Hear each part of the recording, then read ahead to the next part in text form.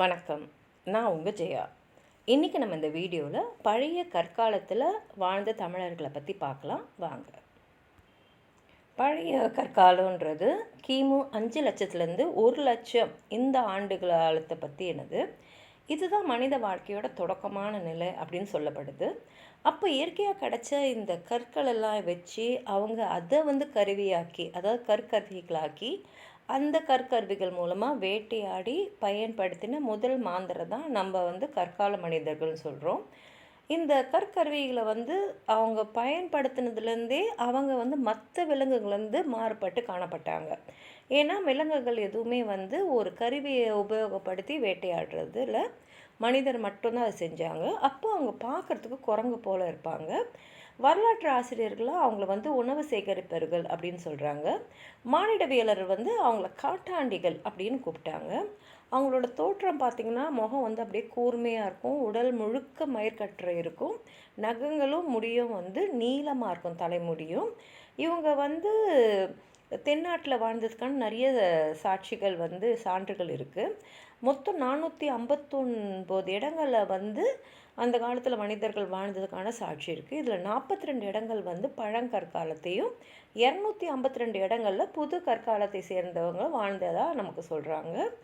இதில் குறிப்பிட சொல்லணும்னா ராபர்ட் ப்ரூஸ்ன்றவர் இந்தியாவில் 1,00,000 ஆண்டுகளுக்கு முன்னாடியே மனிதர்கள் வாழ்ந்ததுக்கான சான்றுகள்லாம் இருக்குது அப்படின்னு சொல்லியிருக்காரு.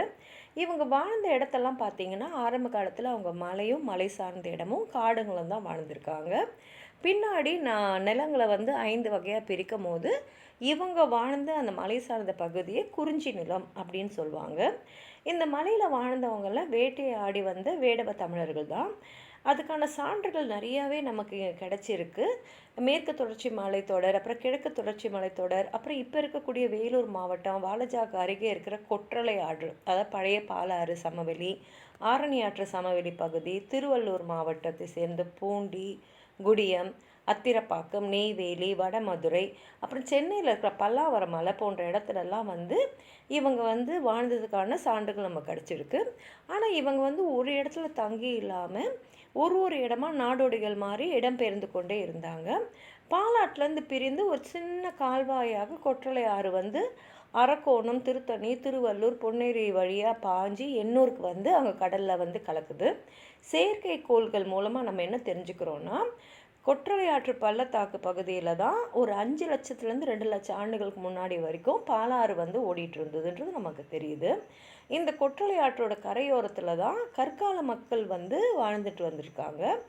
மாட்டோட நீர்வட்ட வடிவமான 17 காலடி தடயங்களும் 3 மீட்டர் ஆழத்தில் தடம் பதித்த தடயங்கள்லாம் நமக்கு இந்தியாவிலேயே முதல்ல அகழ்வாராய்ச்சி செய்யும் மூலமாக நமக்கு கண்டுபிடிக்கப்பட்டுள்ளது.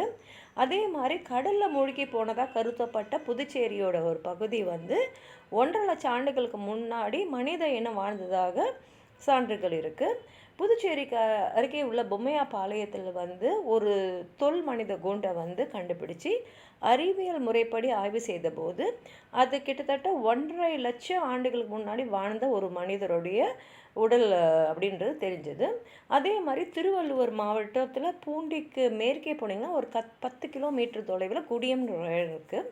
அந்த இடத்துக்கு அருகே அல்லிக்குழி மலைத்தொடர்ன்ற இடத்துல 2,00,000 ஆண்டுகளுக்கு முன்னாடி பழைய கற்கால மக்கள் வாழ்ந்த 16 குகைகள் கண்டுபிடிச்சிருக்காங்க. இதுக்குள்ளே பார்த்திங்கன்னா மணச்சம்பனு குகைன்றது ஒரு அகழ்வாழ்வில் கண்டுபிடிச்சிருக்காங்க. இது நடந்து 1962லேருந்து 63, 63லேருந்து 64. இதில் பார்த்திங்கன்னா கைக்கோடாரிகள், இதய வடிவிலான கைக்கோடாரிகள், வெட்டு கத்திகள், சுரண்டிகள், சிறிய வெட்டு கருவிகள், கூர்முனை கருவிகள், வட்டுகள், மரமிழைக்கும் உளி, இந்த கருவியெல்லாம் கண்டுபிடிக்கப்பட்டிருக்கு. அதே மாதிரி இந்த கரடு முரடான கற்களை வச்சு அவங்க தரையை தோன்றது, மரத்தை வெட்டுறது, அப்புறம் நிலம் மரம் இதிலெல்லாம் துளைகளும், விலங்கோட தோலை உரிக்கவும், இறைச்சியை கிழிக்கவும், மரப்பட்டையை சீவவும், அப்புறம் ஈட்டி போல் வீசி எரிஞ்சு விலங்குகளை கொல்லவும் பயன்படுத்தியிருக்காங்க. பல்லாவரம், அத்திரப்பாக்கம், பூண்டி, வடமதுரை, பரிக்குளம், புதுக்கோட்டை மாவட்டம் திருமயம் வட்டத்தில் இருக்கிற குருவி கொண்டான்பட்டி இந்த இடத்துலலாம் பழைய கற்கால கருவிகள் நிறைய கண்டுபிடிக்கப்பட்டிருக்குன்னு. சோழகம்பட்டி, ரகுநாதபுரம், ஒட்டப்பாலம், புனல்குளம், மணப்பாறை வட்டத்தில் உனையூர், கரூர் மாவட்டத்தில் செகாத்திப்பேலையும் பெங்களூர்லேயும் நுண்கருவிகள் ஏராளமாக கண்டுபிடிக்கப்பட்டிருக்காது. தஞ்சை வட்டத்தில் பார்த்திங்கன்னா வல்லம், புதூர், சானூரப்பட்டி, செங்கிப்பட்டி, கூனம்பட்டி இந்த இடத்துலலாம் கற்கால மனிதர்கள் பயன்படுத்திய நுண்கருவிகள்லாம் கிடச்சிருக்குன்னு.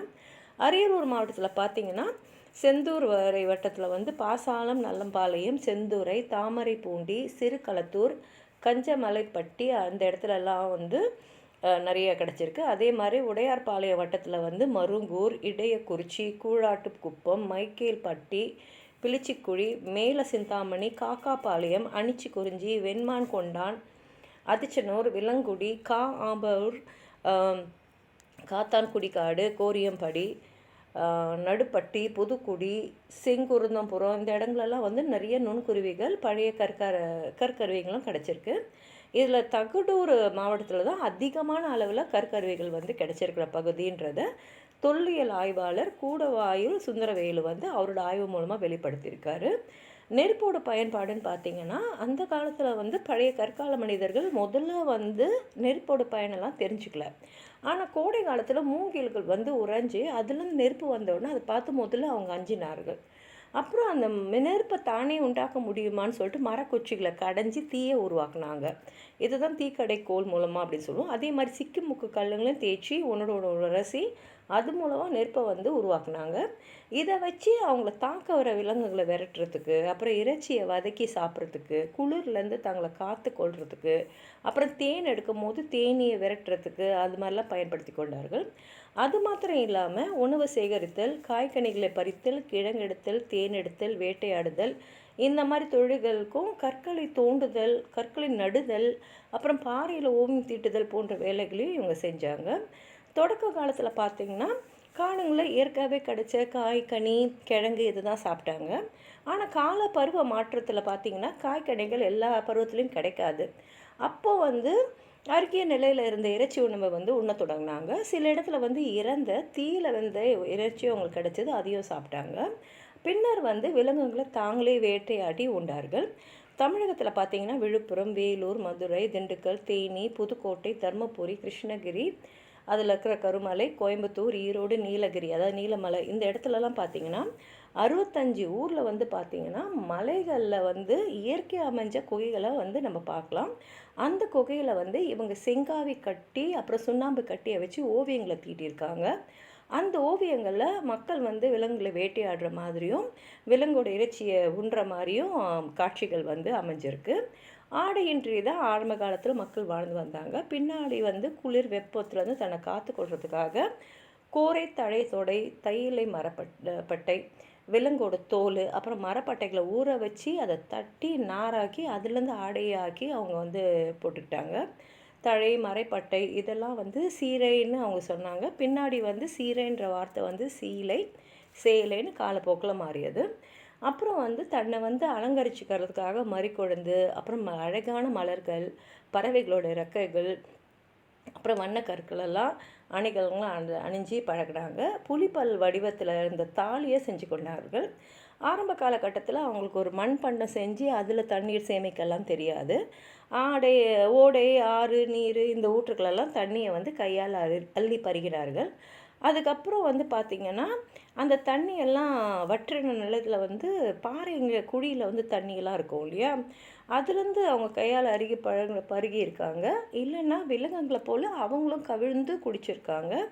பின்னர் தான் மரத்தை துளைச்சி கல்லை குடஞ்சி அப்புறம் சுரை குடுக்கை, அப்புறம் மூங்கில் நாழி இதிலெல்லாம் நீரை சேமிக்க பயன்படுத்த ஆரம்பித்தாங்க. அதே மாதிரி பழைய கற்கால மனிதர்கள் உணவை தேட அடைஞ்சாங்க. அதனால தான் அவங்களால ஒரே இடத்துல நிலையாக இருக்க முடியல. ஆரம்ப கட்ட காலத்தில் பார்த்திங்கன்னா ஆற்றுப்படுக்கையில் தான் படுத்து தூங்கினாங்க. ஆனால் பின்னாடி விலங்குகள் தன்னை பாதுகாத்துக்கிறதுக்காக மரக்கிளைகளில் இலை தழைகள், அப்புறம் விலங்கோட தோலை வச்சு தொட்டில் மாதிரி கட்டி அதில் தொங்கிக்கொண்டே தூங்குகிற பழக்கம் அவங்களுக்கு இருந்தது. அதற்கு பின்னாடி தான் அவங்க குளிர் வெப்பத்துலேருந்து தன்னை பாதுகாக்கிறதுக்காக மலை குகையில் இல்லைன்னா கல்லால் அமைந்த காற்று மறைப்பில் உறங்கினார்கள். இந்த செய்தியெல்லாம் நமக்கு ஆய்வின் மூலமாக கிடச்சிருக்கு. உங்களுக்கு எதாவது சொல்லணும்னு நினச்சிங்கன்னா கீழே இருக்கிற கமெண்ட் பாக்ஸில் எழுதுங்க. இந்த வீடியோவை லைக் பண்ணுங்கள், உங்கள் ஃப்ரெண்ட்ஸோடு ஷேர் பண்ணுங்கள். சப்ஸ்கிரைப் பண்ணாதவங்களாம் ப்ளீஸ் சப்ஸ்கிரைப் பண்ணி சப்போர்ட் பண்ணுங்கள். நன்றி.